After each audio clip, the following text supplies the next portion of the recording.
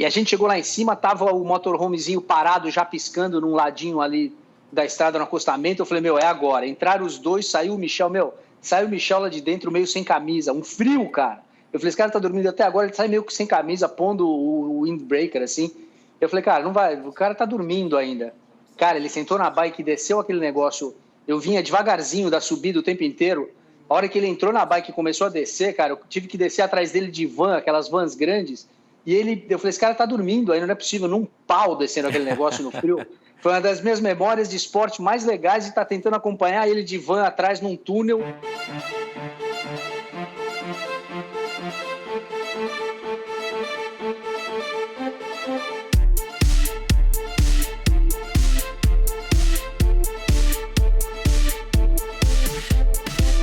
Olá pessoal, sou o Michel Bogli e este é o Endorfina Podcast. Aqui você ouve minhas conversas com triatletas, ciclistas, corredores e nadadores. Pessoas interessantes que são, acima de tudo, movidas à endorfina.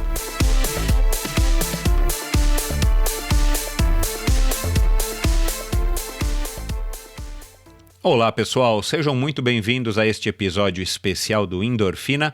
No episódio de hoje, na verdade, não é um episódio, e sim uma retransmissão de uma gravação que eu fiz no começo dessa semana no canal MTB90 do meu amigo Bob Nogueira. Eu fui convidado para participar de uma live no Facebook dele, minha primeira live via Facebook. E ele me chamou para bater um papo aí sobre o Endorfina, sobre minha carreira como triatleta, sobre minhas participações na Cape Epic, minhas incursões no mountain bike.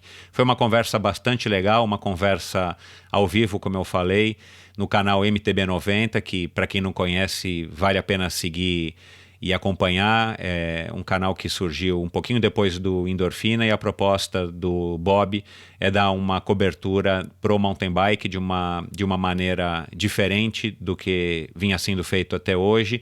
Se vinha sendo feita, então ele trouxe uma abordagem diferente, uma abordagem nova, fazendo coberturas ao vivo, fazendo transmissões também com qualidade superior de áudio e imagem. O Bob é formado em TV, então ele tem esse background, ele trouxe essa experiência dele, essa vontade dele, a paixão pela bicicleta que ele tem, como eu e muita gente, e ele resolveu então canalizar isso num canal chamado MTB90. Então vocês sigam lá no YouTube, no Facebook, o site deles é canal MTB90. Peraí, deixa eu confirmar aqui. O site deles é mtb90.com.br, e vocês acham eles também no Instagram. E muito legal, eles já receberam Fernanda Keller para bater um papo, que já esteve aqui, a própria Renata Falzoni, a Jaqueline Mourão, sem dúvida nenhuma, e tantos outros convidados e expoentes aí dessa modalidade tão bacana que é o mountain bike, e que agora é uma modalidade que nos deu um título de campeão mundial com o Henrique Avancini, agora no segundo semestre, agora não me recordo exatamente quando, mas não faz muito tempo ele sagrou-se campeão mundial. Então o Bob está surfando aí nessa onda super legal do mountain bike, fazendo um trabalho excepcional. E eu fui convidado então por ele, nós somos amigos aí há muitos anos, fui convidado para participar dessa live que ele faz toda segunda-feira ao vivo via Facebook a partir de 1h30 da tarde. Então eu estou aqui simplesmente colocando no ar a live que ele fez via Facebook. Eu estou colocando aqui no formato podcast, e quem sabe ele se anima aí com o meu empurrão, eu estou propondo para ele fazer também um podcast, porque eu acho que acaba abrangendo e atingindo muito mais pessoas do que só o YouTube e o Facebook.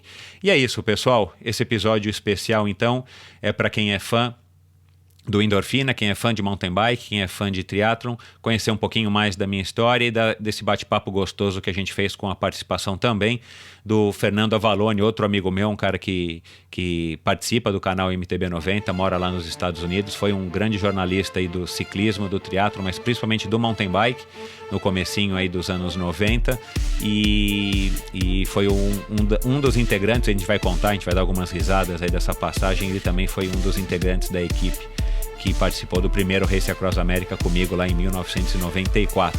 Então eu espero que vocês aproveitem, esse é um episódio especial, a sequência de episódios toda quinta-feira continua saindo. E é isso, pessoal, espalhem a notícia aí do canal MTB90, se vocês não conheciam, passem a conhecer, eu acho que vocês vão gostar, aliás eu tenho certeza de que vocês vão gostar. e continuem sintonizados no Endorfina. Obrigado, um grande abraço a todos. Fala galera da MTB 90, que acompanha o nosso canal aqui, o canal raiz do mountain bike brasileiro. E hoje a gente tem um convidado nessa live de segunda-feira, ele que é um grande exemplo aí do triatlon brasileiro e que também seguiu para o mountain bike aí quando ele deixou as pistas oficiais do triatlon para o mountain bike, maratona e ultramaratona. Vamos apresentar vocês, galera. Bem-vindo, Michel Bogli. Legal, galera. Bem-vindo, Bob. É um prazer estar aqui com vocês no MTB 90, nessa segunda-feira maluca aqui em São Paulo. Michel, já aproveitando, como é que era ser triatleta nos anos 90 em São Paulo? Cara, era uma experiência, na minha opinião, muito legal, uma coisa que a gente discute bastante no Endorfina aí com os meus convidados da antiga. Não dá pra gente comparar o triatlon de hoje com o triatlon da época que eu competi, e eu acho que isso é uma máxima também no mountain bike. Enfim, o que a gente pode fazer é olhar para trás para ver como é que a gente viveu aquilo e como é que era o esporte na época. A tecnologia, né?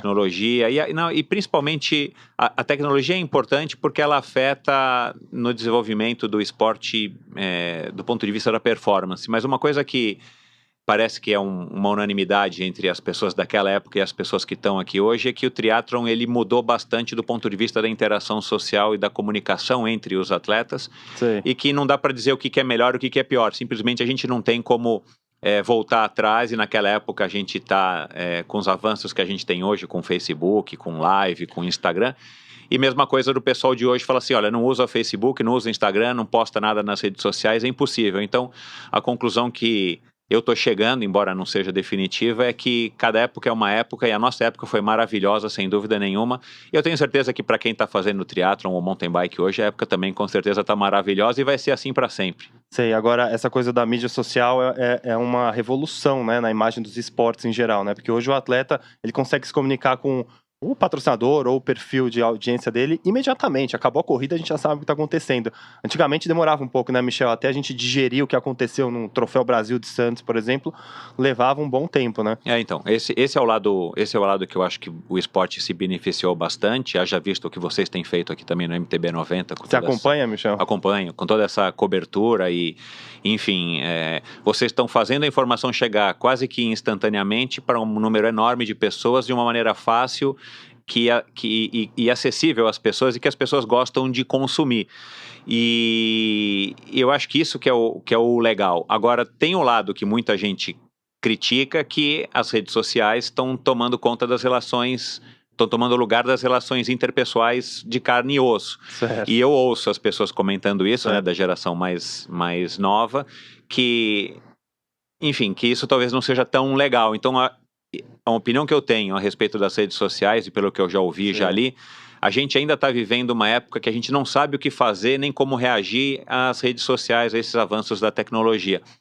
Talvez daqui a 5, 10, 15 anos, a gente vai poder olhar para trás e vai ver, cara, a gente exagerou de um lado, a gente pecou por um outro. Então a gente está num momento... Se expôs demais, né? Muita gente se expõe aí nas mídias sociais. Lembrando até que você vê que já teve outras plataformas que saíram do ar, por exemplo, o Orkut, né? O MySpace, o ICQ, tinha várias tecnologias que iam andando e iam deixando de existir. Eu acho que o YouTube ele é sólido por causa do Google e ele é uma plataforma séria, Michel. Não dá para comprar view, é auditado, até porque tem remuneração. Então, não é uma coisa assim, uma ferramenta meio promocional. É um negócio que quem consegue entregar o melhor conteúdo consegue ter a melhor audiência, consegue ter os números certos. E outra, cresceu muito o esporte, né, na mídia. Então, hoje em dia, você tem um canal para falar de mountain bike, como você mencionou, todo mundo quer falar, quer conversar. Então, a galera se sente acolhida na MTB 90 justamente porque o conteúdo tem essa demanda, né? E a gente conseguiu pôr o profissionalismo em pé para fazer, para quem está assistindo a gente, uma coisa prazerosa e legal, cara. A gente está no nosso 11º mês agora do projeto e estamos super satisfeitos. E a gente tem um parceiro, o Michel aqui do canal, que é um figura, Fernando Avalone. Você conhece? Opa, claro que eu conheço. A gente vai chamar o Avalone direto lá dos Estados Unidos. Que legal. Flórida. Ele que cobriu o Brasil Ride, foi a revelação da prova na cobertura underground que a gente multimídia, fez. O Avalone agora é multimídia. Multimídia. Ele tá pronto para cobrir uma guerra, cara. Na próxima guerra que tiver, o Avalone vai estar lá, ele e o equipamento dele, e a gente vai chamar ele. Atenção, Fernando Avalone. Fala, galera, que legal tá aí. Boa tarde, Bob, boa tarde, família MTB90. Fala, Michel. Ei, cara, tudo jóia? Precisamos nos encontrar um dia com calma para bater papo, cara. Sem dúvida. Eu mandei umas fotos aí pro Bob. Aquele Ram lá eu ainda lembro muito bem dele. Eu sei que você fez vários outros, já deve ter mal lembrado daquele, mas aquele foi muito especial. Legal o negócio que você falou das épocas, né, cara? Que tem sempre gente saudosista e falando, pô, mas será que na nossa época não era melhor? Na real, você só consegue, na época que você está vivendo, você usa o máximo de tecnologia que está disponível para você, né? Então você sempre acha que você está usando o topo do topo. Aí você olha para trás 10 anos hoje em dia, ou até mais, e vê como era rudimentar o que você usava, né, cara? O que você falou é verdade. Toda época vai ser legal e a gente sempre vai olhar para trás e falar, meu, como é que eu corria com aquilo? Ou qualquer outra coisa, né? Qualquer outro verbo você coloca aí. E a comparação acho que fica muito difícil de fazer, né? Porque, enfim, a gente não consegue, como eu falei, a gente não consegue voltar agora com a tecnologia de hoje e viver aquele momento, porque já passou. E a galera que está hoje também não consegue ter noção do que a gente viveu, porque não tem como voltar o tempo. Então acho que a gente tem que olhar para frente e aprender com o passado. É isso aí. Boa, Michel e o Avalone filosofando aqui enquanto eu encaminhava as fotos, muito bacana as fotos, o Avalone. Você tava nessa, Avalone? Opa. Foi o que eu fui para cobrir e acabei trabalhando. Na real, as fotos estão bem ruins de qualidade, porque você sabe que eu tirei umas fotos de slide na parede quando você estava aqui, mas foi uma edição legal, porque eles aí, os ciclistas e a equipe, a gente perseguiu os caras... Cara, 5 dias e meio achando que quase dava para ganhar, acabamos batendo o recorde, mas fomos terceiro, né, Michel? Acho que tem até uma foto do pódio aí. Tem, eu já passei. Tô curioso para ver. Agora, o interessante, né, o Avalone, falando as coisas da mídia, além de ter mudado muito, hoje a gente consegue, como você acabou de dizer, eu fui na casa do Avalone um dia, e eu enchi a paciência dele para ele pegar a caixa velha de foto dele. E aí a gente começou a ver e eu falei para ele que o que a gente estava vendo ali era a história do mountain bike mundial, no caso que ele viveu, o Avalone viveu isso, ele foi em vários mundiais, ele estava sempre perto do Tomek, de grandes atletas. É surreal pensar a proximidade que o Avalone teve naquela época dos caras. E aí eu comecei, junto com o Avalone, a fazer um pente fino de uma história que o Avalone teve muito importante pro esporte no passado e que hoje a MTB90 consegue colocar ele de volta ali na cara do gol para representar a mídia nacional do mountain bike, no caso, né? Avalone, eu contei pro Michel aqui da sua operação lá na Bahia de guerra na cobertura, ele ficou surpreso, mas como é que tá aí? Já descansou? Já estamos na vida nova, né? Temos Copa Internacional e Copa Sul esse mês, né? Claro, estamos virando, vai recuperando aos poucos, um pouco como atleta, mas bem menor o esforço. Eu sou até contra falar que isso aí foi uma operação de guerra, porque guerra é um negócio bem mais feio, bem mais violento a ser evitado, mas foi uma operação delicada, complexa, mas foi legal, curti pra cacete, assim como foi o RAM, como é esse tipo de coisa, de multidias, nem posso reclamar do sono, dormir bem, às vezes você dorme mal, teve gente com problema de saúde, eu não tive nenhum, então... Estamos com as fotos mas aqui, é sempre Avalone. uma operação, né, cara? Vamos entrar aqui. A gente vai entrar com as fotos do RAM de 1993, é isso, Avalone? 94. 94, tá aí já uma vanzona.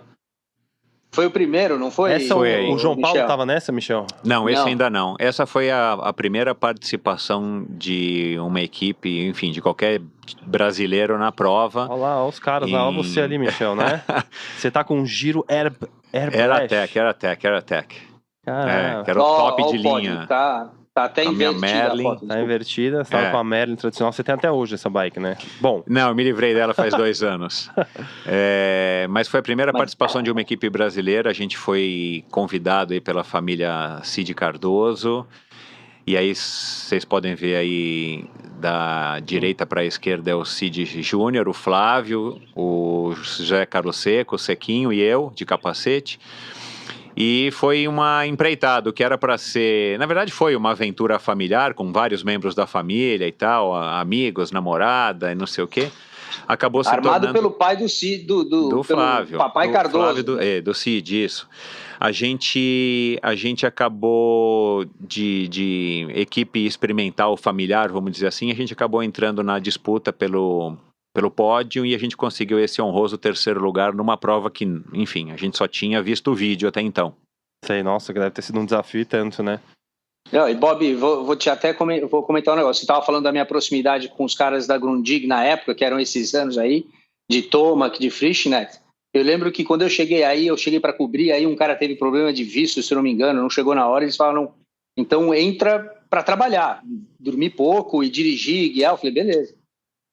Mas eu lembro que, estando perto deles, eu já falava, esses caras são uns foguetes aqui, porque eu conheci o Michel, eu sabia do Seco da estrada, o Seco sempre foi um cara recordista de distância, sempre foi um cara muito forte, a gente treinava junto na mesma academia em São Paulo.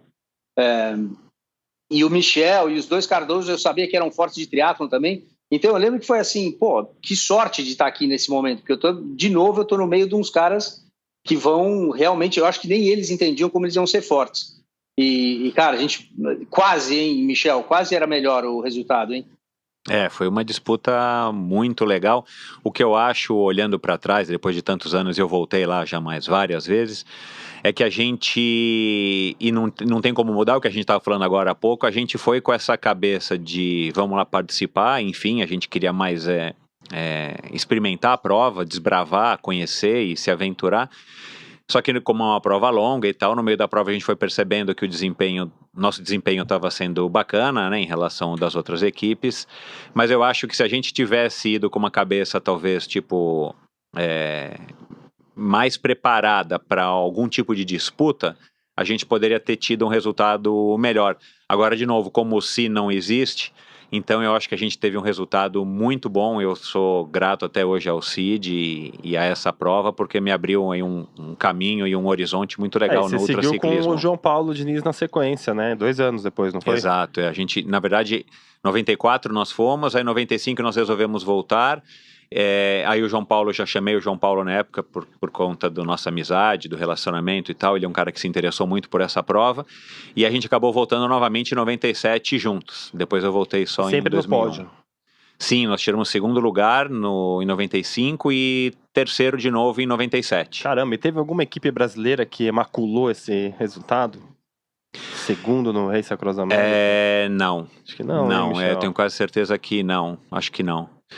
Essas fotos não são minhas, hein? Dado crédito para quem for, mas estão ótimas. É de outro ano. Não, essa o Michel trouxe já, ele enviou pra gente. Tem mais foto do Michelzão aqui?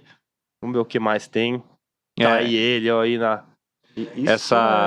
Essas fotos... Nossa senhora, esse aí em Santos. Triatlon Meu Deus do céu, acho que eu devia ter 20 anos aí. Faz tempo. Preto e branca a foto, mas já tinha foto colorida, viu, pessoal? É porque aquela foto foi preto e branca mesmo. Cara, engraçado que você é um triatleta que migrou pro mountain, né, Michel? Você virou um mountain biker aí, mas muita gente sabe, cara, e não é, enfim, não é segredo, mas provavelmente o pessoal aqui da tua audiência não sabe. Na verdade, eu curto mais o mountain bike do que a bike de estrada. Eu curto mais o mountain bike do que pedalar na estrada. Por quê? Por causa da posição, as marchas? Por causa... Não. É o passaporte suíço. Por causa da diversão mesmo, cara. Eu comecei a pedalar moleque, né, com BMX, dobrável, Tigrão, C3 e tal. E logo quando saiu a primeira Cruiser, eu consegui comprar uma Extra Light, que foi, acho que, a primeira mountain bike no Brasil. E eu fiz muito mountain bike, entre aspas, sem saber o que era mountain bike, porque eu não tinha nem noção. Mas eu desci pro Guarujá de Cruiser. Não, muito antes do Dani. Eu conheci o Dani só quando eu já estava imerso no triatlon. Caramba. Tudo bem que foi em 88, mas de 85 a 88 eu desci várias vezes pro Guarujá de bicicleta, de Cruiser e tal. E era um tipo de mountain bike, embora não era em trilha. E eu não sabia que existia esse esporte. Eu só fui saber desse esporte talvez quando eu já fazia triatlon. Sim. E provavelmente, não sei, pode ter sido através do Dani. Sei, e naquela época, lembrando que a cena ainda era pequena da bike no Brasil, né? Muito. Tinha algumas lojas especializadas, o Olipert era um dos pioneiros ali na questão de equipamento, João Lin, né? Isso, E inclusive, mandar um abraço pro João Lin, ele tá no canal agora, ele tem quarta-feira um programa de mecânica aqui. O pessoal tá se tornando multimídia, ele e o Dani, eu tô vendo, não, é YouTube, é live, que legal, cara. O João Lin, ele vem aqui, ele só dá aula, o chat fica silencioso porque o cara começa a mostrar as partes internas de um cubo ou de um rolamento de cerâmica. Que legal, cara, isso eu não sabia, que bacana, ele fica mostrando cara. aqui, pessoalmente, como é melhor uma peça da outra, uma loucura. Mas legal. enfim, o João Lin é lenda aí da mecânica e sem dúvida. Da bicicleta em geral no Brasil. Ele foi pioneiro junto com o Dani, né? O Dani chamou ele logo lá e o Mané pra ajudá-los lá na...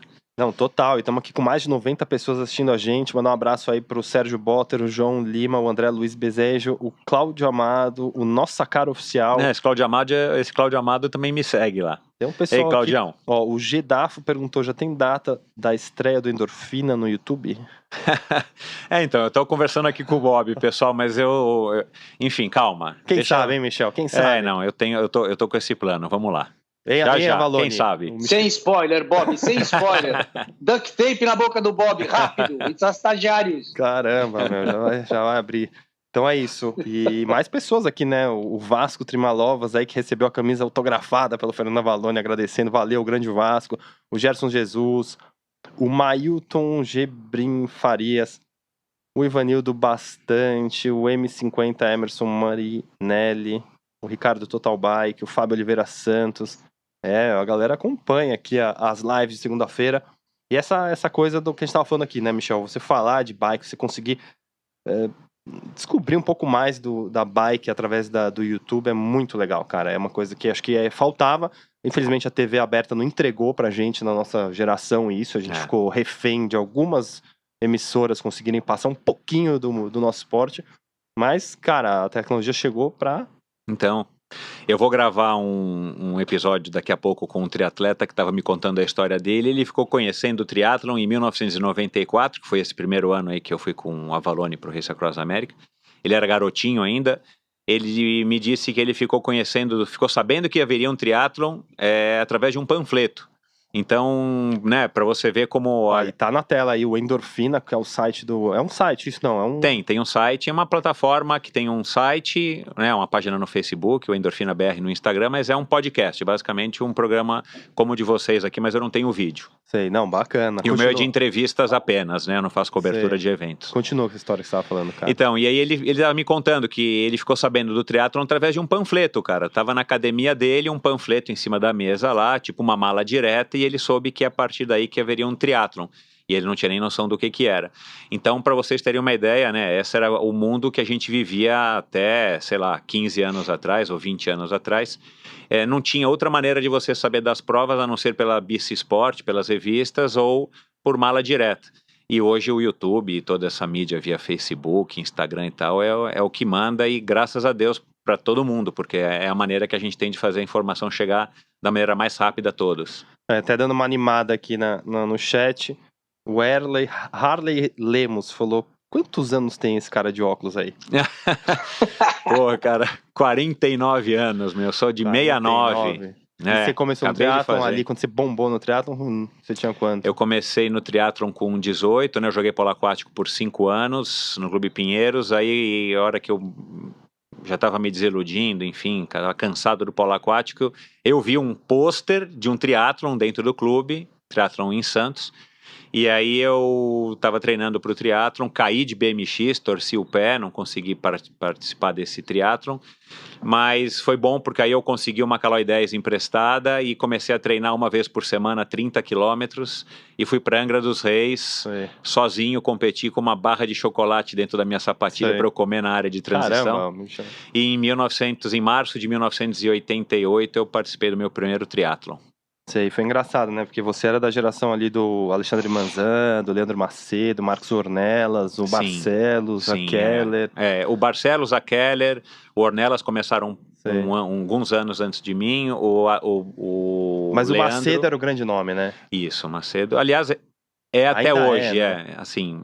Legal, mas infelizmente porque a gente era legal ter mais nomes, né? Mais referências, igual a gente vê com a Vancini hoje. É legal se a gente tivesse vendo mais gente como o Avancini no futuro e tivesse visto pessoas como o Avancini no passado, o triatlon sofre e padece desse mal também. Surge um talento que é um super talento, ou 2 ou 3, como o caso de Leandro Macedo e o próprio Manzan, e depois a gente fica um grande espaço de tempo sem ninguém, vamos torcendo aí para aparecer o próximo ídolo nacional do triatlon. Não, ô Michel, eu vou até além, não sei se você concorda com esse raciocínio ou não, mas o mountain bike, ele meio que começou mais tímido, mais devagar, as bicicletas eram caras na época, e o triatlon começou muito forte, né? Tinha revistas, tinha o Peter Wade da Trek despejando recurso no esporte, os triatletas... Que foi um grande incentivador, né? Um ídolo para muitos empreendedores no Brasil. E também a galera do triatlon, querendo ou não, tinha um poder aquisitivo maior para viajar para as provas de fora, ter as bikes de titânio, etc, né? As lojas e tal.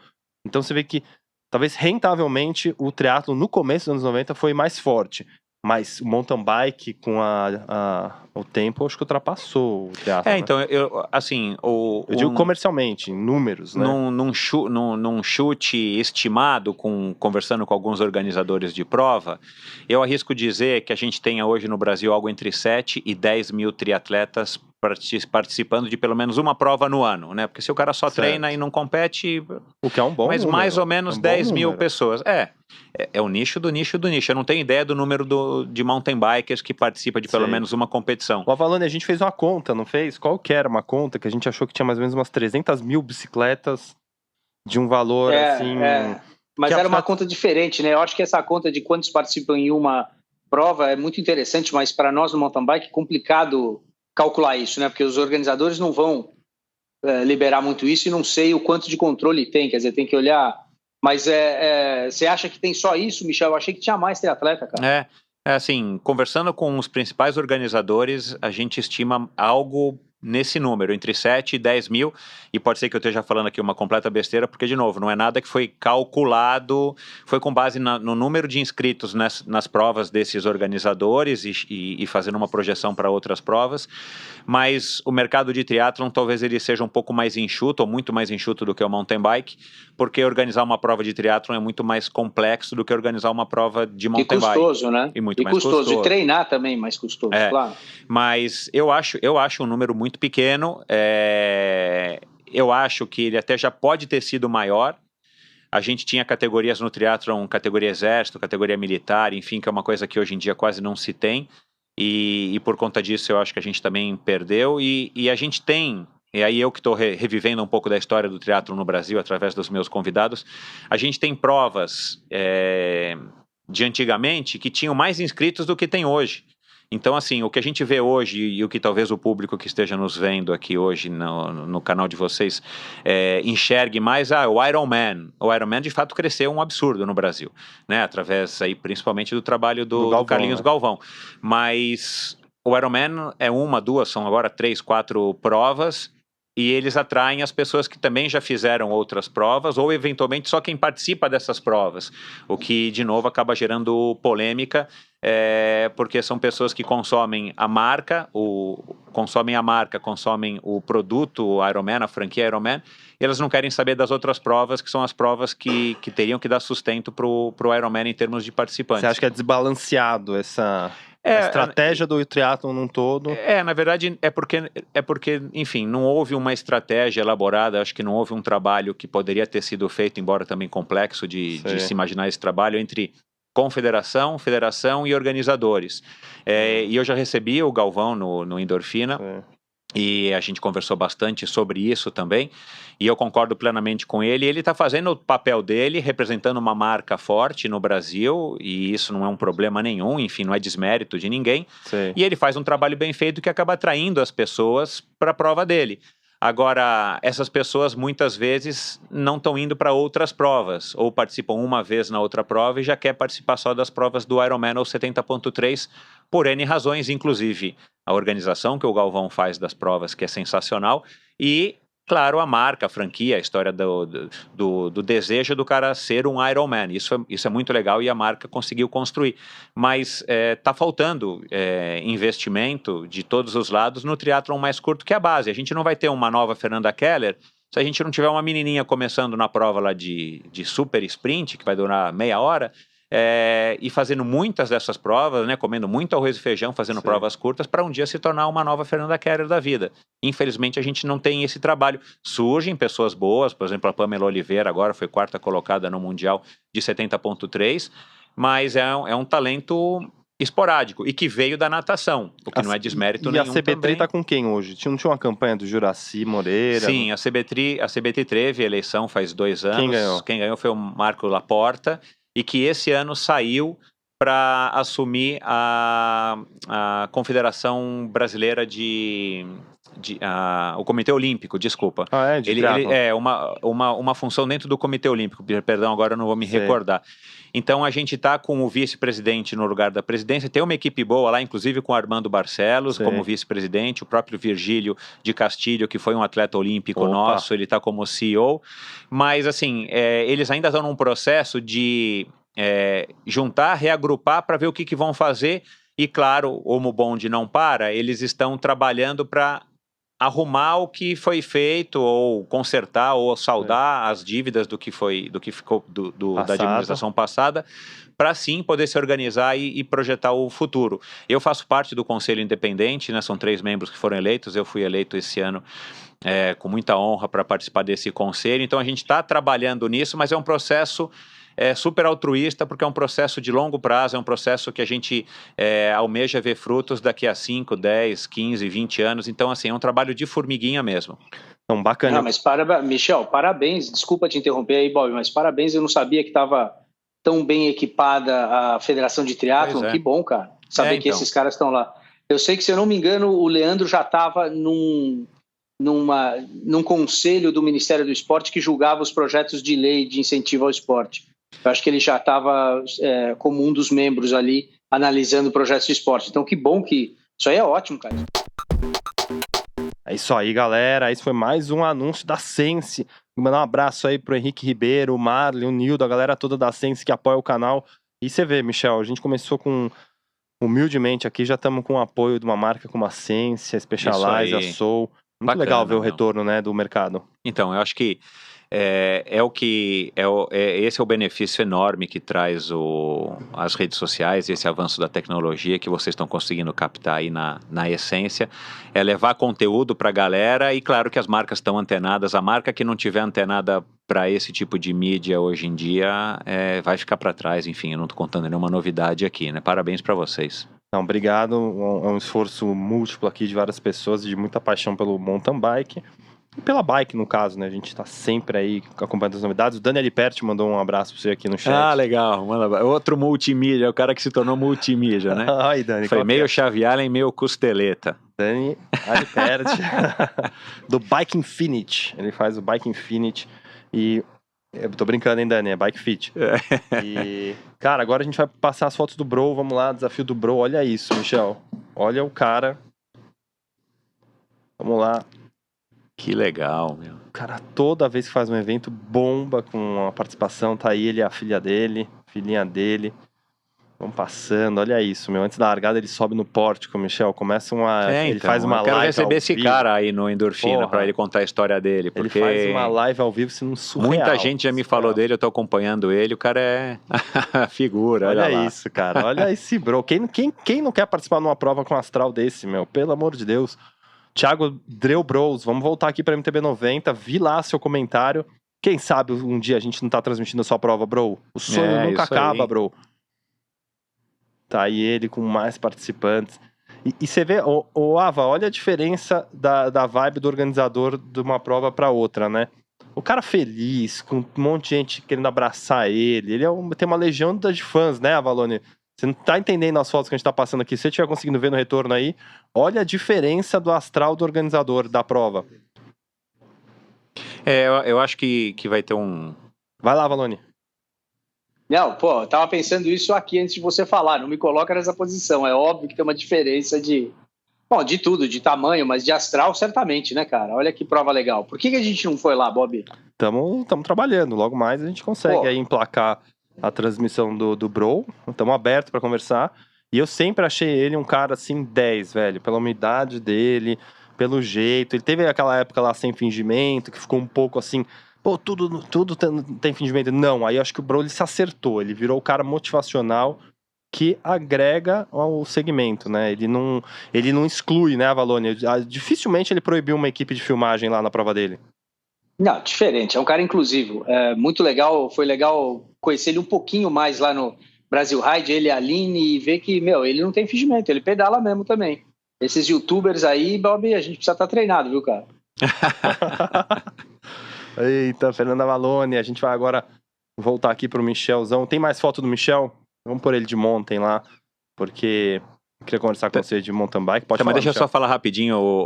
Eu tô achando que eu tô enxergando um movimento de provas no triatlon também, de provas que o pessoal tá chamando de raiz, né, por conta dessa história de raiz de Nutella, mas eu tô enxergando também uma volta aí de organizadores organizando provas super legais, mas com um espírito mais caseiro, não no sentido de não profissional, mas no sentido mesmo de dar mais emoção, uma personalidade para a prova, e que tem atraído muita gente, né? Já eu também vou estar recebendo no Endorfina Podcast o pessoal do Capixaba de Ferro, que são 2 atletas aí que resolveram organizar uma prova nas distâncias do Ironman, mas é uma prova que volta, né, num conceito, entre aspas, raiz, dando mais característica, mais peso para a prova do ponto de vista humano e não tanto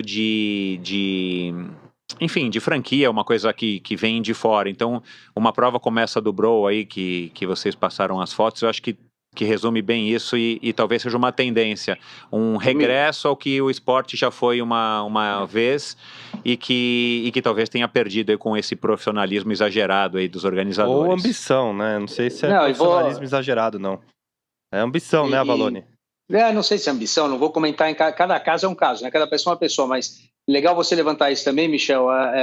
Eu corri, sempre gostei de mountain, então sempre acabei correndo mesmo a pé, corrida rústica, triatlon rústico, sempre curti isso, fiz vários. Eu fiz um alguns anos atrás, eu ia falar que você pode ter os dois, você pode ter o lado mais corporativo e pode ser raiz. Eu corri uma meia maratona lá perto de São Francisco, nas montanhas, inteira em terra, inteira em trilha, da North Face, a coisa de 2 anos atrás, e ela tem um calendário de provas nos Estados Unidos inteiro disso. Hoje em dia, nem copo de plástico eles usam, eles te dão um copinho reciclável muito legal que você amassa assim, você leva com você a prova inteira, passa lá, toma água, guarda no bolso, continua correndo, e quer dizer, não cria nem isso. E tudo num parque maravilhoso, com um astral muito bom e tudo reciclável, orgânico e pensado, dimensionado para não ser um negócio que explode de público. Tem um número certo, eles estão dentro de uma área controlada, que é uma área de proteção. Então, eu acho que pode ter os dois lados. Eu gosto muito desse outro lado. Eu acho que leva um pouquinho da vibe do mountain para essas outras provas, né, cara? Então, eu acho que a gente vai viver uma nova onda aí dessas provas revival, vamos dizer assim, que são boas, bem organizadas, mas elas pecam mais por esses caprichos, esses detalhes, que é como as provas eram feitas antigamente, né? O próprio dono da prova correndo, organizando, o cara, né, fazia tudo. Então eu tenho percebido no triatlon isso e eu acho que talvez seja uma tendência aí. E eu sei que nos Estados Unidos acontece bastante assim, e um dos motivos, né, só para a gente não se estender muito aqui, eu acho que a gente tem um problema grande aqui no nosso Brasil, que é o tal do custo para você organizar uma prova. Né? É tudo tão caro, tudo tão custoso que às vezes o organizador ele tem mesmo que se profissionalizar num nível que ele deixa algumas coisas de fora ou ele perde alguma coisa da prova. O romantismo ele perde. Perde o romantismo, exatamente, Bob, porque o cara tem que focar no lucro e aí a gente não precisa realmente chamar de ganância ou de tal, mas o cara tem que focar no lucro porque senão o cara não paga a prova no final do dia. Então, eu acho que arrumar um meio termo, né, chegar num nível aí de meio termo entre uma prova bacana, legal, organizada por pessoas que curtem o negócio e você também ser profissional ao mesmo tempo, acho que aí está onde as pessoas vão acertar e se perpetuar nos seus eventos. Não, bacana. E também lendo os comentários aqui do Diego Negreiros, pedindo para mandar um abraço pro pessoal de Itajaí. Se prepare, Itajaí. Dia 1º e 2º de dezembro estamos aí na fábrica da Soul, transmitindo ao vivo a Copa Soul. Grande Murilo Fischer, um abraço a você e a todo mundo da Soul. Vai ser demais. Estamos já preparando uma programação bacana. A gente vai mostrar até a cabine de pintura da Soul lá, um negócio surreal que o Murilo Fischer tá trabalhando, ele e a equipe técnica da Soul.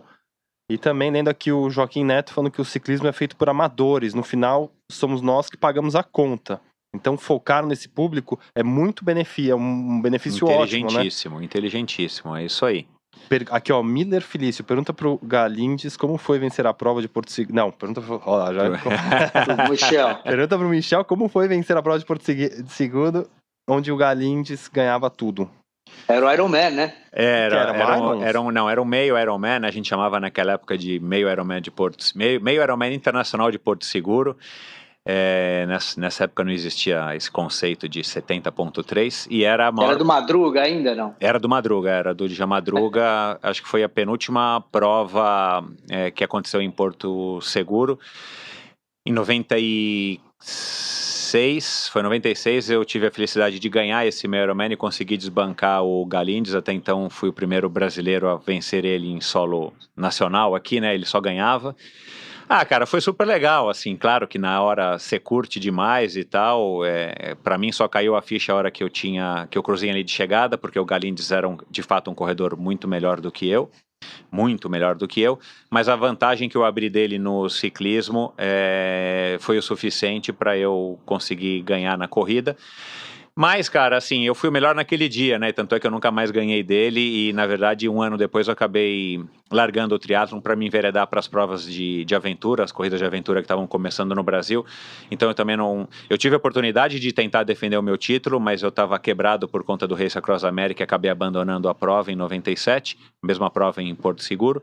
E depois, em 97, eu terminei minha carreira no triatlon e acabei migrando para as provas de aventura. Mas foi muito legal, cara, assim, não pelo fato de eu ter vencido dele, mas foi muito legal ter ganhado uma prova que era a prova mais importante do calendário nacional naquela época. Em cima de um ícone que era o Galindes, né? Exato. E já Lisão Almeida, nós vamos estar sim em Itajaí, cara. Copa Soul, confirmada, MTB90 ao vivo, fazendo para vocês aí uma transmissão bacana, com uma organização sensacional da Soul apoiando o canal. Inclusive também na Copa Internacional estamos aí filmando o Eliminator e a Maratona, galera, ao vivo no MTB90, vocês vão poder acompanhar. Pipo Campaiola e equipe já está a postos para a cobertura da Copa Internacional em Congonhas, e eu e também a minha equipe prontos para Itajaí. A gente vai fechando o ano. Michel, a gente cobriu muitas provas esse ano, né? A gente fez 3 Copas Internacionais ao vivo, como legal, transmissor do evento. A última Avalone veio para participar. O Campeonato Brasileiro também, uma audiência pesada lá em Parelheiros. Não tinha internet, a gente com caminhão de satélite conseguiu fazer a internet acontecer para a transmissão. Essa é lá perto do Cocuzzi? Na casa do Cocuzzi. Eu conhecia a pista lá. Eu fui lá no lar. Eu fui doar umas bikes lá pro pai dele. Porra, legal, bacana. Cara, aquela pista lá é invocada, hein? Porra, invocada pra caramba. O cara fez um rock garden lá, caiu um monte de gente. Imagino que lá não tem internet, né? Não tem. Lá não tem internet, mas a gente levou a internet, galera. E aqui o Fernando Assunção, o melhor conteúdo do YouTube, Mountain Bike 90. Isso aí.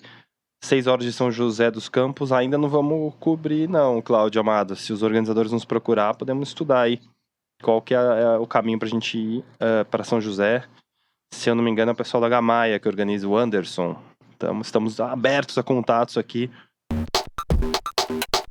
Seguindo a live mais com o Michel.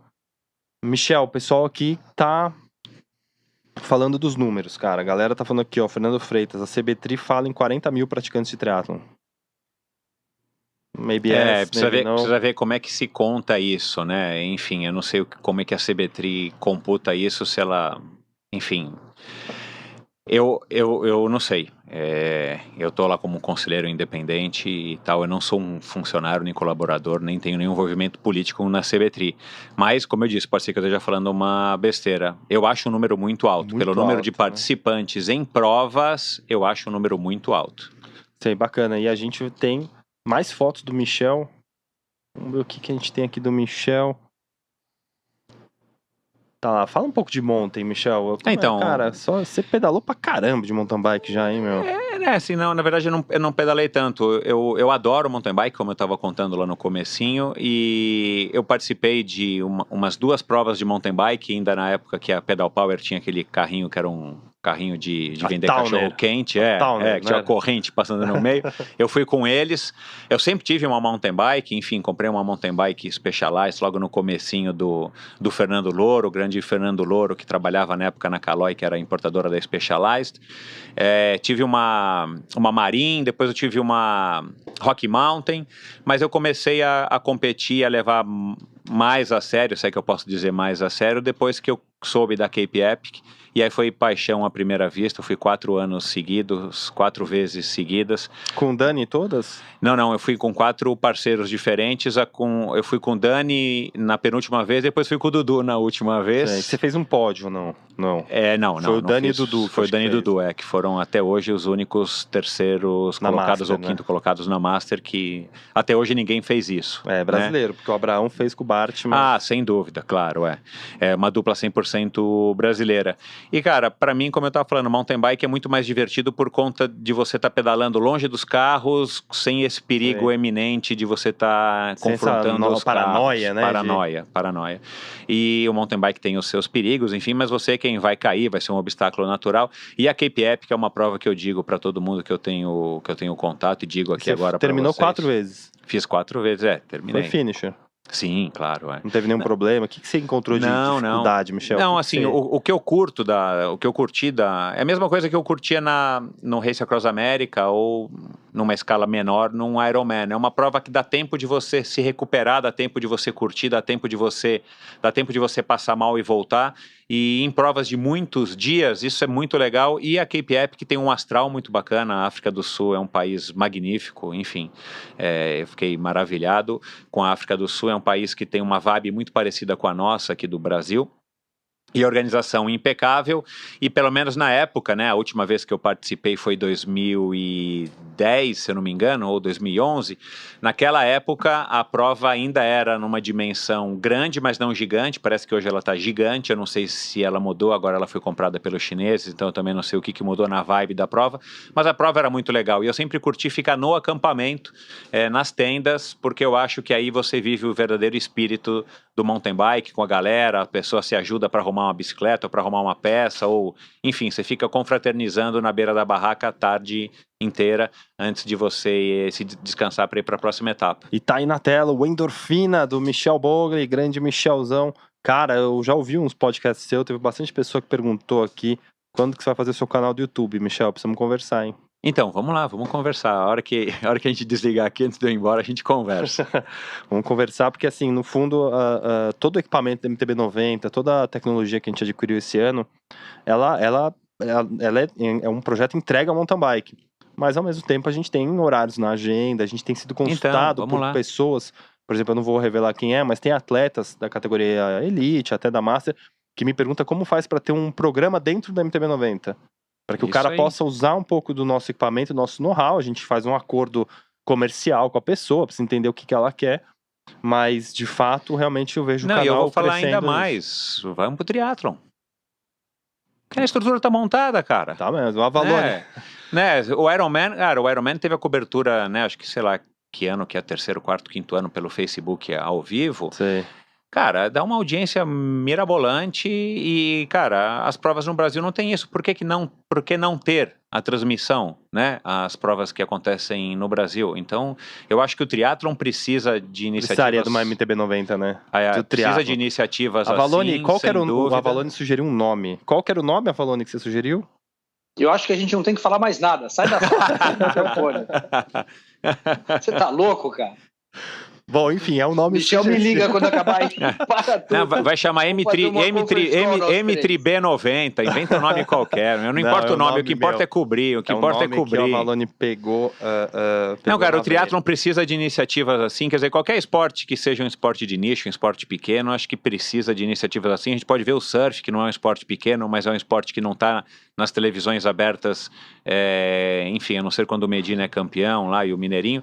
Mas, cara, eles fazem transmissões pelo Facebook, transmissões no YouTube ao vivo através do canal deles. Acho que, cara, esse é o futuro da TV. É o futuro da TV. E Michel, nós temos conversas no sentido, já eu e o Bob aí há muitos meses, vamos dizer assim, a gente tem conversa no sentido de ser realmente a confluência dessas todas as tribos, mesmo os triatletas, o pessoal de estrada, porque todo mundo gosta da bike. Mesmo que não tenha tentado um mountain bike, mas ele curte sair num pedal. Eu pedalo de estrada, o Bob de vez em quando também, todo mundo sabe, você precisa treinar nos dois. Então, tem um cruzamento de todas essas tribos que a gente, uma hora, vai olhar com mais carinho para isso. Seria a bicicleta, óbvio, no fim, né? Exatamente. Eu acho que a bicicleta é que tem que unir o trabalho de vocês. E o fato do canal chamar MTB90, que algumas pessoas até no começo falaram, poxa, mas você vai precisar falar de estrada e tal. Assim, Michel, o nosso DNA é MTB, velho. Então, assim, se a gente não apostasse no mountain bike do jeito que a gente acredita que ele tem que ser divulgado, que ele tem que ter o conteúdo, o Avancini direto comigo no telefone, cada vez mais alimentando a ideia do canal, nasceu para o mountain bike. Acho que migrar para outro esporte é uma tendência natural de um portfólio. Exato. Foi uma evolução. Uma plataforma que a gente criou. E não é nem migrar, é incluir os outros, né? É abraçar. É incluir. E é engraçado como remete a isso, né? O Michel, para mim, na minha cabeça, vai sempre ser um triatleta.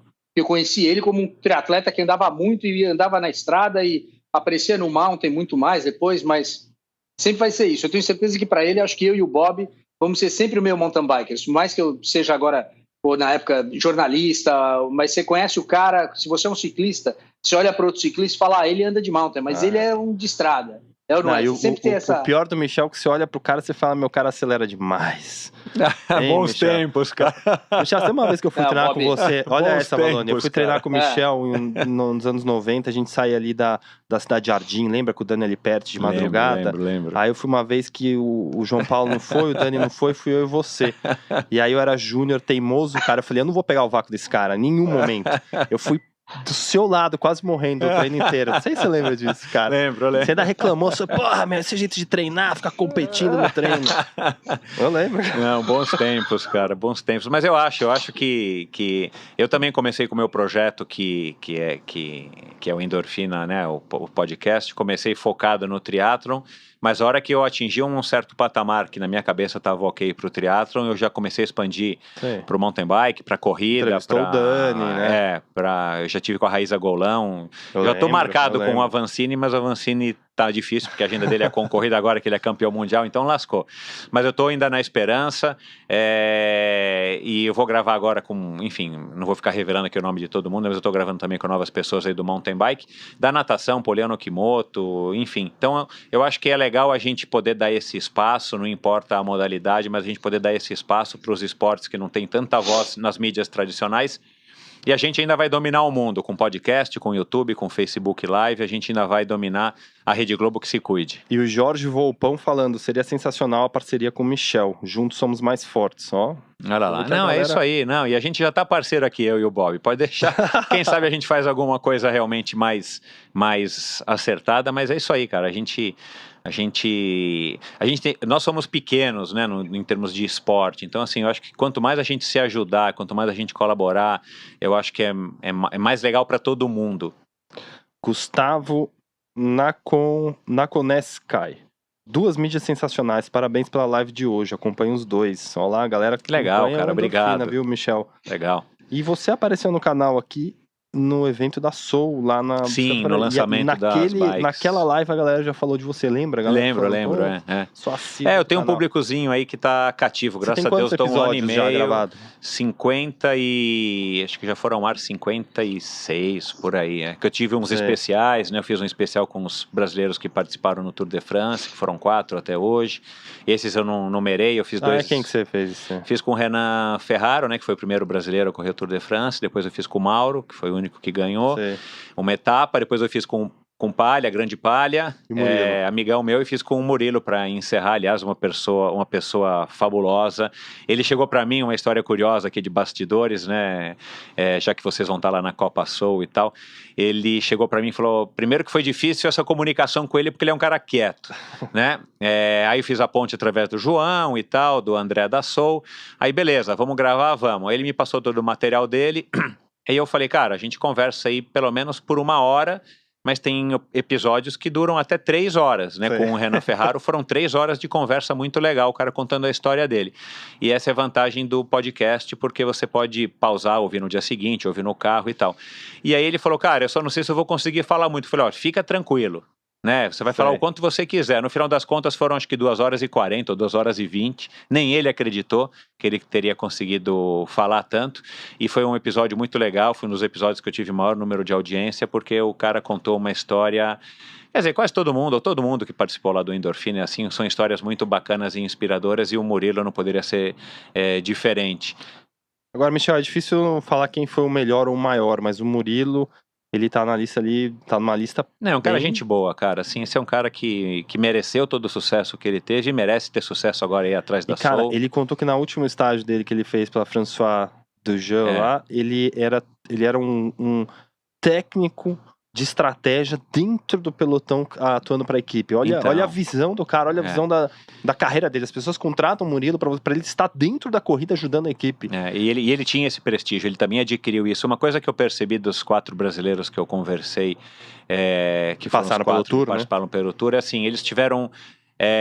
a muita custa, né, muito esforço, eles conseguiram conquistar respeito e admiração como profissionais dentro do pelotão, cada um à sua época, e foram pessoas marcantes e influentes dentro das suas equipes e do pelotão em geral, que é uma coisa que não é qualquer um que consegue, né? E os brasileiros conseguiram as duras penas, mas conseguiram conquistar isso, e os 4 brasileiros, cada um à sua época, como eu falei, conseguiram isso. Acho que é um mérito bacana e um exemplo para os nossos próximos ciclistas. Agora, o Mauro Ribeiro uma vez comentou comigo, olha isso, Avalone, ele falou assim, cara, eu ganhei a etapa do Tour na queda da Bastilha, no dia 14 de julho de 91, Ayrton Senna, amigo do Mauro Ribeiro, porque o cara tava no auge na Europa, né, seria o que o Avancini é hoje, então assim, Exato, o cara tava num momento incrível, ele falou que chegou no Brasil, assim, poucas pessoas sabiam que ele... Então, assim, cara, infelizmente... Se fosse hoje, o que aconteceria se o Mauro ganhasse hoje, cruzasse lá na queda da Bastilha? Com a internet hoje ia ser um negócio...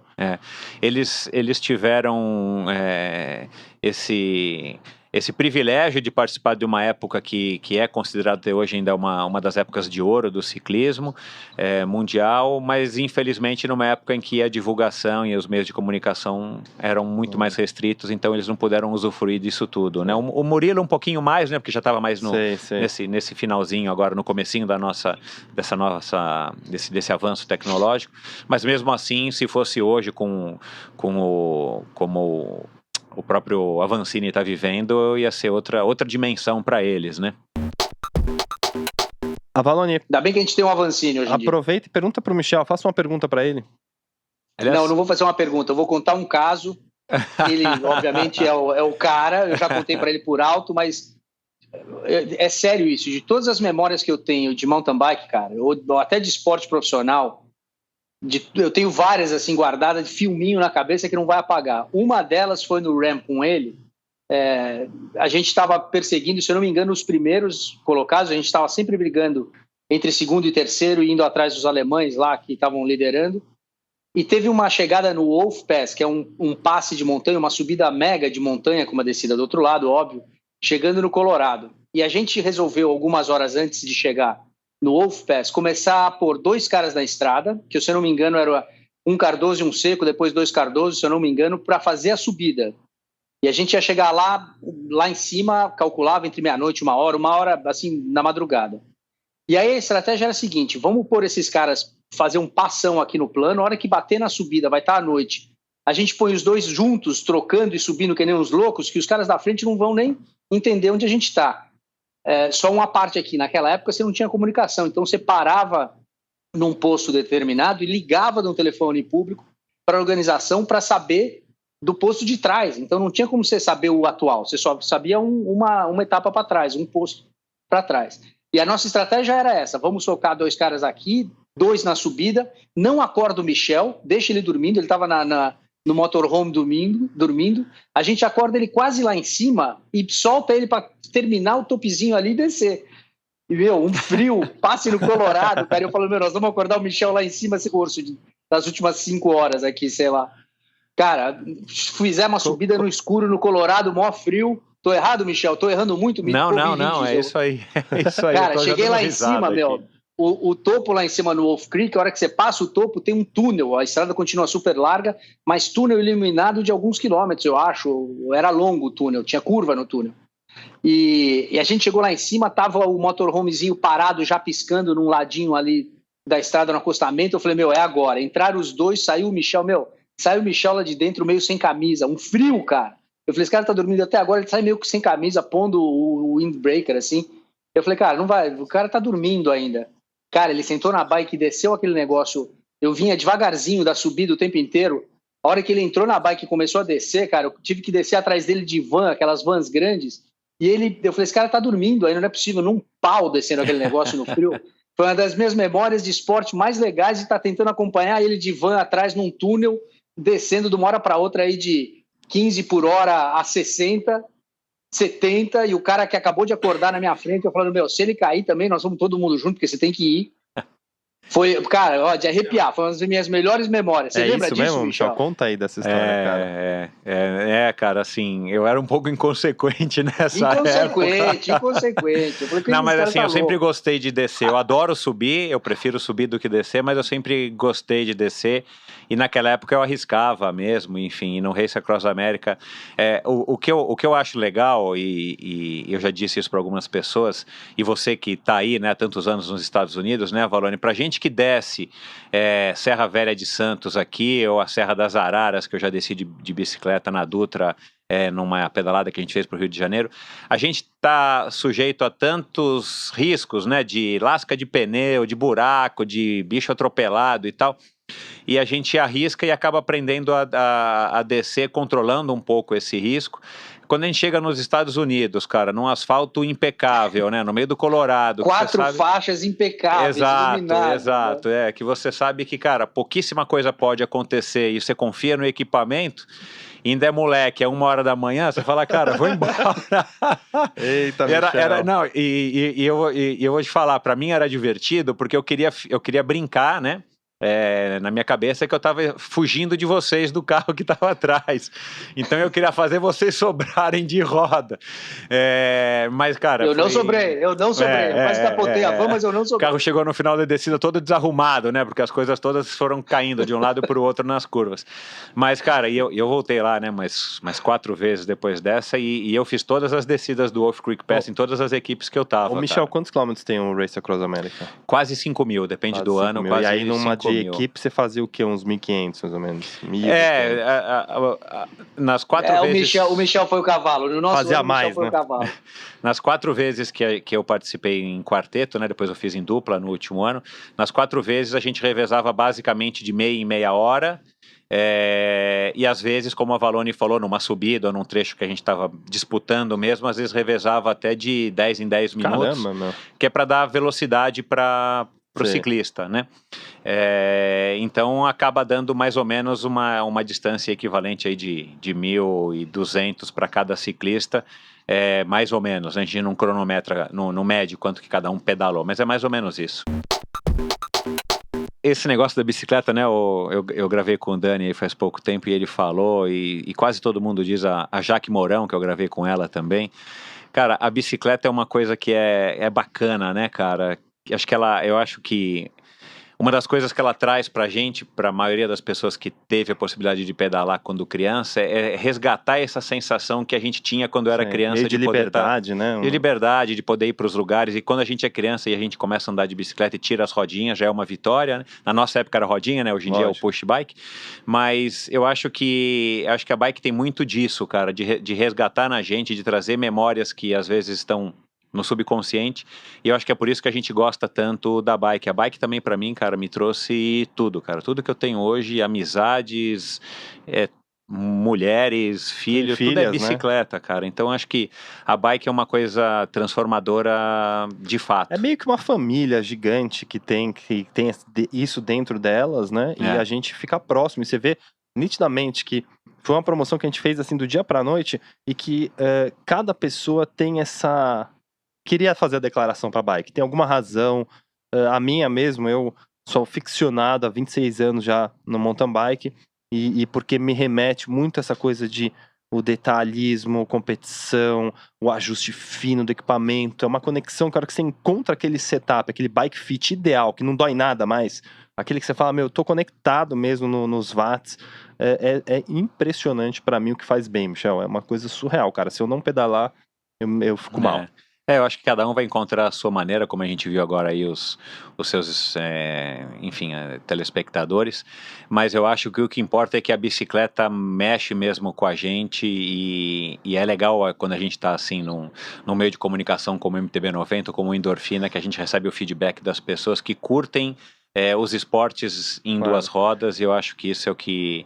E eu vou além, Michel, elas curtem a intensidade do nosso comprometimento com a bike. Eu acho que tem um pouco disso. Todo mundo que ouve o Endorfina que eu vejo falar, fala, meu, o Michel tá indo ali, ele tá cavando na verdade do triatlon, né? Na verdade do passado do triatlon, do futuro, a bike, como a gente falou aqui, acho que é um canal essa internet hoje é multi-ensinamentos, né? Todo mundo consegue aprender um pouco. O Avalone, o Gary Fisher, na mesma pergunta que a gente fez, ele foi muito engraçado, quando ele falou que na subida, olha isso, o Gary Fisher falou assim, quantas pessoas estão num carro, vê um cara na subida e fala, olha que cara miserável, cansado, esbaforido, e no fim, a pessoa que tá pedalando não está sentindo essa discórdia da sociedade. Como que era, Avalone, a expressão que ele usou?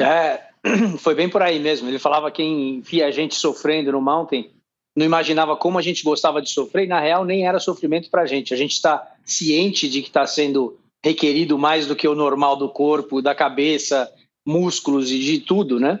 E mesmo assim a gente está curtindo muito. Ele era foi bem legal essa visão dele, né, Bob? Porque é o que é. Você sabe que você está sofrendo, você sabe o mal que você está fazendo até certo ponto e que depois você vai ter que recuperar e cuidar disso para que o seu corpo recupere, mas você está curtindo aquilo e você está cada vez mais sabendo surfar aquela onda, saber se esforçar sem se prejudicar, né? Isso é verdade para os triatletas também, né, Michel? Eu acho que o sofrimento é relativo, né? E esses esportes de endurance em geral, eu acho que o sofrimento é um componente que acaba atraindo as pessoas pro... Não que ele atrai a pessoa, o sofrimento acaba atraindo as pessoas, mas que... O desafio, né? E as pessoas que estão lá têm um ponto em comum, além de alguns outros, que é o sofrimento, e as pessoas não se incomodam em sofrer porque é um sofrimento gostoso. O que muita gente não entende é que quando você está sofrendo numa subida, ou num Ironman, ou num triatlon, ou numa Cape Epic da vida, ou num Race Across America, você está sofrendo ali por um motivo legal e você está num sofrimento que não é controlado, mas é um sofrimento que te dá prazer, porque você está lá por um propósito. É diferente de você sofrer, sei lá, por qualquer outro mal. Então, assim, é uma característica que eu acho que é comum e só permanece no esporte, só fica no esporte há tantos anos, ou só vai para frente no esporte, independente do nível, quem curte esse sofrimento, quem curte esse estilo de vida que a bike proporciona principalmente, né? Eu vou até além, Avalone e Michel. E essa coisa do sofrimento, né? Uma vez falaram assim, pô, mas o cara não come glúten, o cara não toma Coca-Cola, o cara não sei o quê. Meu, o Michel, é impressionante. Quando você vai se adaptando, o corpo vai se adaptando ao mountain bike ou ao ciclismo no geral, cara, você acaba dormindo melhor, você acaba tendo mais clareza, né? A benfeitoria, vamos dizer assim, que tem na postura de um ser humano que está entregue ao esporte, ela vem nisso, ela vem numa qualidade de vida e não nessa coisa de, você é maluco, você vai pedalar 100 km, não sei o quê. O impor empecilho, né, Avalone? O ciclista não tem empecilho, ele vê aquilo como uma adversidade e tenta superar e fazer uma coisa boa, né? Michel, muda muito a qualidade de vida, né? Muda completamente, cara, assim, eu já tô nessa brincadeira, já faz 20 anos que eu parei de competir triatlo, eu competi por 9 anos profissionalmente, então já tô nessa aí, pelo menos pedalando sério profissionalmente há 30 e como eu comecei a pedalar moleque, eu comecei a pedalar mais sério por causa do ET, do filme ET, que lançaram a BMX aqui no Brasil, a Valone deve lembrar, e eu assisti 7 vezes o filme ET e a Caloi lançou a Caloi Cross, depois a Extra Light, junto com o filme ET, aí acabei comprando participei das corridas de BMX lá na pista da Monarch, na Marginal, e nunca mais larguei a bicicleta, que já era uma companheira, mas a partir daí virou paixão, enfim, tô com ela até hoje, graças a Deus. Não, bacana, a gente vai chegando aqui no final dessa live, 90 minutos quase já ao vivo, Michel, a galera do chat, como sempre, a família MTB90, mandar um grande abraço. A Cat Mini apareceu agora, dizendo que não conseguiu participar da promoção. Faça uma declaração de amor à bike. A Milena Novaes, também falando muito legal a produção, a galera foi criativa. O Jalizan de Almeida fala, uma pessoa normal vê esses vídeos da promoção e não entende nada. E é isso, galera. E bom, Avalone, considerações finais dessa live de hoje. Amanhã tem próximo Pro. Muito legal, estou ansioso pelo próximo Pro, porque é muito legal estar trabalhando naquele projeto. A gente tem novidades, falamos com gente da equipe Specialized, vai ser bem interessante. A Adri também está preparando um negócio muito completo de regras da UCI, estamos até consultando gente lá na Suíça, está bem interessante. É muito legal também ver o Michel, que fazia tempo que eu não conversava com mais calma com ele, a gente se viu rápido na Copa Internacional, aí no Cycle Fair, mas passando no Cycle Fair. Mas muito legal relembrar umas coisas aí com ele e quero que o pessoal aí da nossa audiência que está no chat diga se curtiu ter um cara que já tem uma história de mountain, mas que na raiz dele era mais triatleta, né, Michel? O que vocês acharam da conversa com ele? Não esqueçam de assinar o canal e dar os likes se vocês curtirem. E amanhã tem próximo Pro, meu. Vamos continuar essa programação, porque estou curtindo muito assistir o MTB 90. Ontem estava assistindo no meio da madrugada aqui, minha mulher entrou na sala e falou: o que você está vendo? O MTB 90.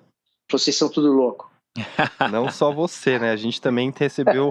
Será que a gente passa aquele vídeo, Avalone, daquele fã? Vamos passar? Passa. Foi muito bem humorado, pô. E vamos lá. Nós não estamos sozinhos, os viciadinhos do MTB 90. Michel, considerações finais aí que eu vou buscar um vídeo aqui no link. Legal, pessoal. Obrigado pela receptividade. Obrigado, Avalone. Foi um prazer também conversar novamente com você. Obrigado ao Bob. Obrigado a todo mundo aí que curtiu e está curtindo aí essa live. Sempre que me chamarem, pode deixar que eu volto e... Dá os seus endereços aí, Michel.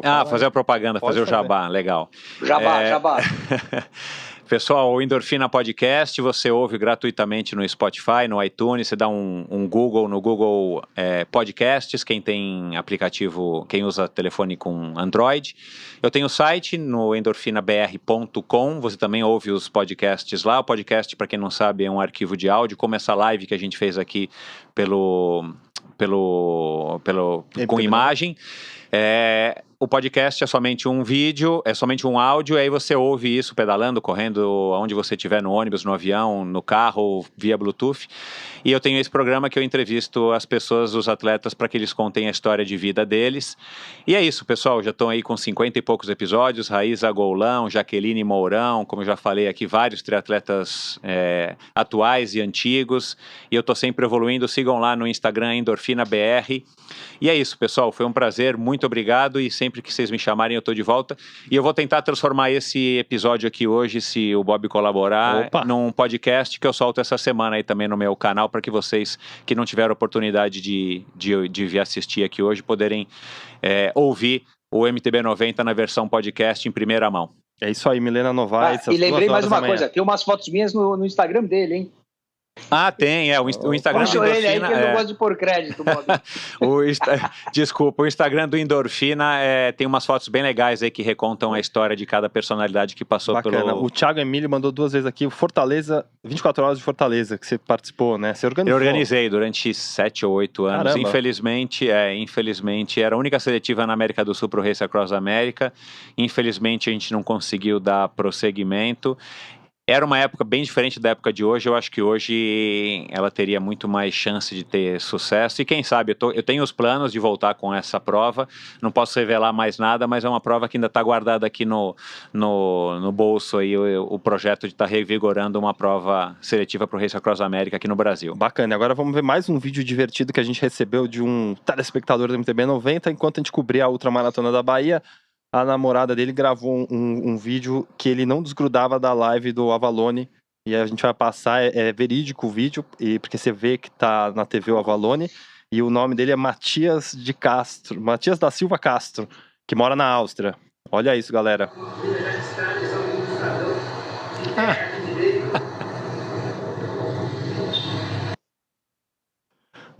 Acho que o cara tava concentrado demais no Avalone, hein, Avalone? Ele deixou a austríaca de lado lá.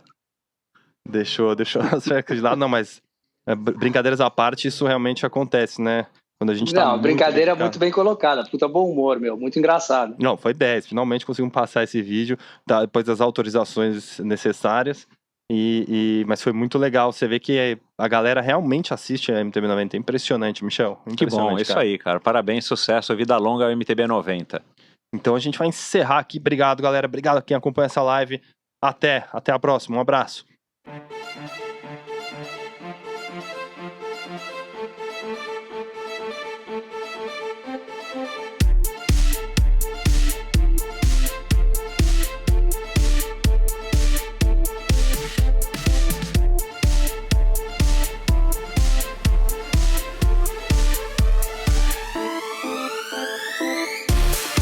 Obrigado por ouvir esse episódio do Endorfina. Se você curtiu, colabore assinando o Endorfina na iTunes Store ou Spotify e compartilhando com seus amigos.